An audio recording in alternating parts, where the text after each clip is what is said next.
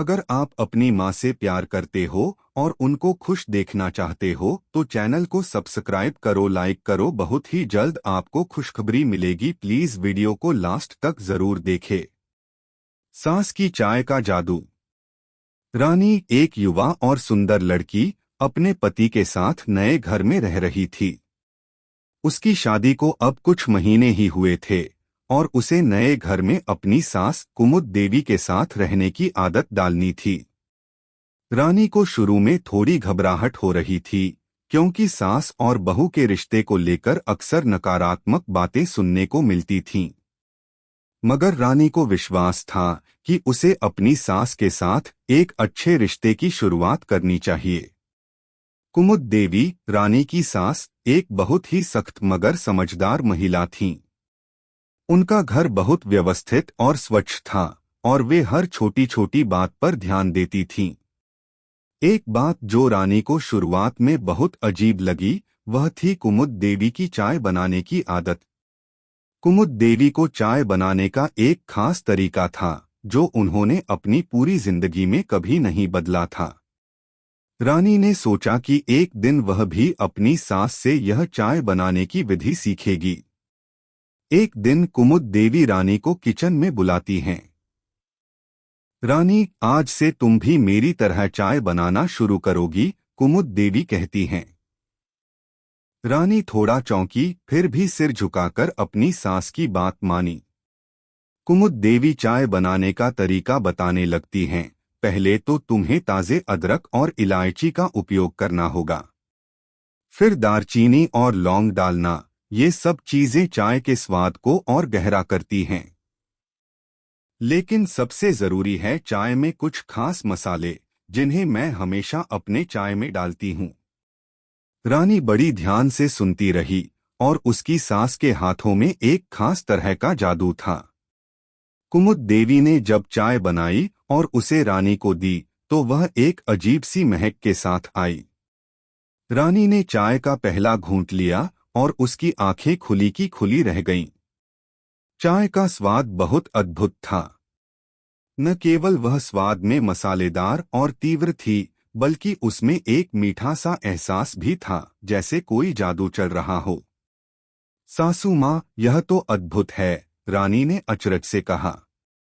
कुमुद देवी हल्की सी मुस्कान के साथ बोली, यह सिर्फ चाय का ही जादू नहीं है बेटा, इसमें एक खास बात है।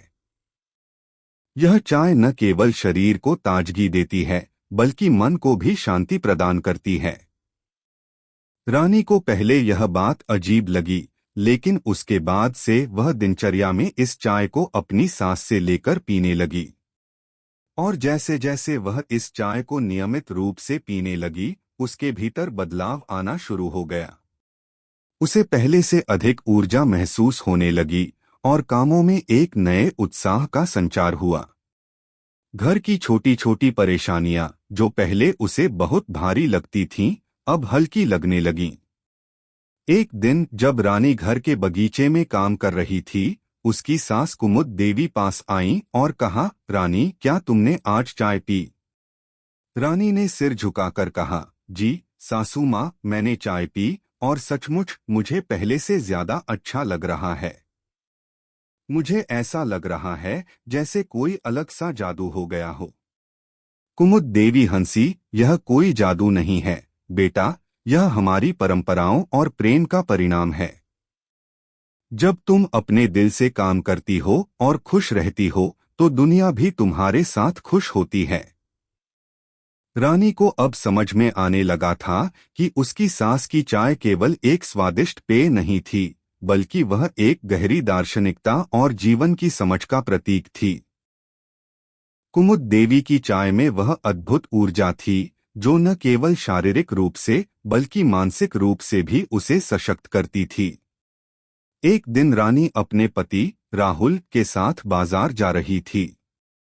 रास्ते में उसे कुछ पुराने दोस्त मिले और उन सब ने उसे बहुत प्यार से स्वागत किया।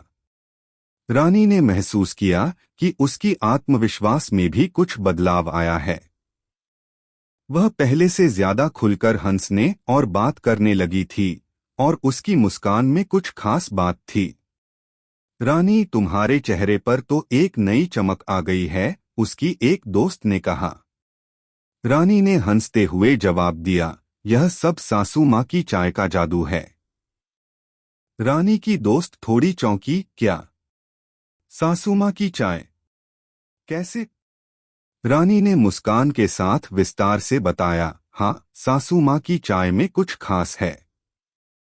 यह न सिर्फ शरीर को ताजगी देती है, बल्कि दिल को भी सुकून देती है।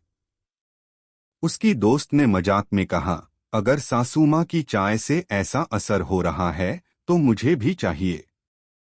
रानी ने सोचा, सास की चाय का जादू केवल चाय तक सीमित नहीं है। यह वह शक्ति है जो एक सास अपनी बहू में बिन कहे समर्पण और प्रेम से भर देती है। कुमुद देवी की चाय ने रानी को एक नई दृष्टि दी। वह अब न केवल अपनी सास के प्रति आभारी थी, बल्कि उसे यह भी समझ में आया कि जीवन में छोटी छोटी चीजें, जैसे एक कप चाय, कितनी बड़ी शक्ति रखती हैं। कुछ महीनों बाद रानी ने खुद भी कुमुद देवी की तरह चाय बनानी शुरू की। और जब वह अपनी सास के साथ चाय पीती, तो दोनों के बीच का बंधन और भी मजबूत हो जाता। रानी समझ गई थी कि यह चाय सिर्फ स्वाद और खुशबू का खेल नहीं था, बल्कि यह रिश्तों की गर्माहट और समझ का प्रतीक था।